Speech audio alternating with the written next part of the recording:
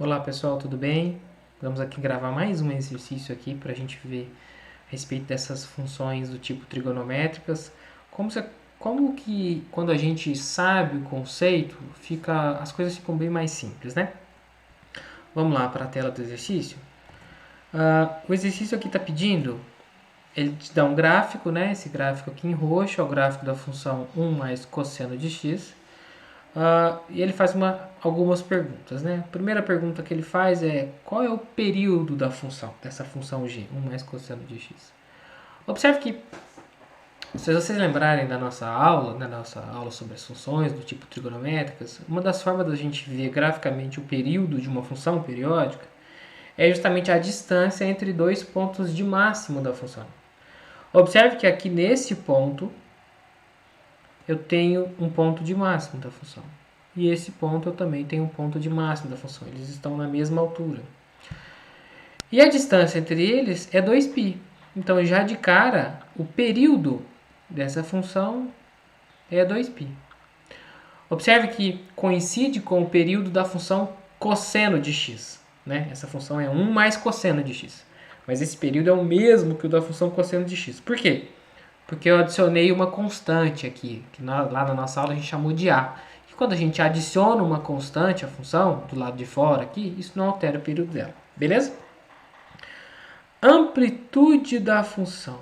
O que seria a amplitude da função? Quando a gente tem uma função periódica, a gente traça o que a gente chama de linha média, que é uma linha imaginária que, digamos, passa na metade do gráfico. Então a gente pega o ponto máximo e o ponto de mínimo, né? E a gente traça uma linha imaginária, que seria uma linha média, passando aqui na metade do gráfico. Ou seja, essa linha média, ela divide o gráfico nessa porção, aqui acima dela, e nessa porção abaixo dela. E esses dois segmentos aqui são iguais em tamanho. E aí, a amplitude é justamente a distância dessa linha média a um ponto de máximo ou a um ponto de mínimo. Ora, se a altura total aqui é 2 e a divisão é em partes iguais, esse ponto aqui seria o 1. Então, a amplitude é a distância da linha média até um ponto de máximo. Logo, a amplitude, vamos escrever em vermelho, a amplitude, vou denotar assim, é igual a uma unidade. Quais são o domínio e o conjunto imagem da função g? Olha, gente, o domínio, que é o domínio de uma função? O que é o domínio de uma função? São o conjunto dos valores x que podem ser atribuídos à variável x. Aqui eu não tenho nenhuma restrição a calcular o valor de cosseno de x e, por consequência, o valor de g de x com relação ao cosseno. Eu posso colocar aqui dentro do valor, para calcular o valor de cosseno, de qualquer número real. Então, o domínio dessa função g são todos os números reais. E a imagem dessa função g? O que é a imagem de uma função? A imagem de uma função, o conceito de imagem de função seria como se eu estivesse pegando todos os pontos x do domínio da função e fizesse o cálculo da função em todos esses valores do domínio. Esses resultados vão formar um conjunto, o conjunto imagem. Observe que aqui, como o domínio da função é o conjunto dos números reais e é um conjunto infinito, não é possível que eu calcule eles um a um.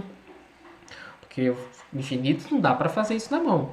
Mas dá para a gente analisar. Observe aqui o gráfico, esse gráfico dessa função g.